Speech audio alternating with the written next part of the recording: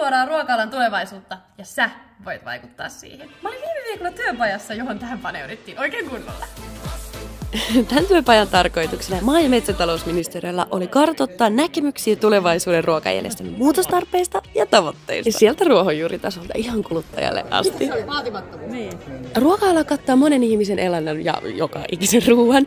Ja yhdessä me päätetään, millainen tämä tulevaisuus on. Nyt on keskitytty tulevaisuuteen. Meitä on täällä hirveä lössi kaikilta ruoka-alan eri aloilta. Mitä se ruokajärjestelmä on tulevaisuudessa? Mä nostaisin 3 painopistettä. Ensimmäiseksi on elinvoimainen, reilu ja luo arvoa jokaiselle osa-alueelle. Reiluutta ei voi varmaan enempää korostaa, koska sitä kautta me saataisiin maataloudelle se kannattavuus.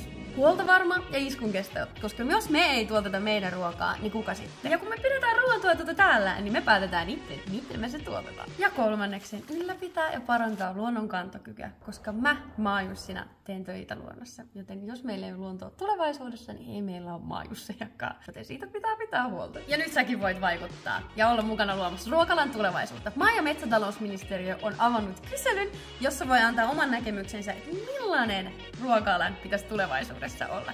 Mä laitan kommentteihin linkin, niin pääsette kopioimaan sen sieltä ja vastaamaan.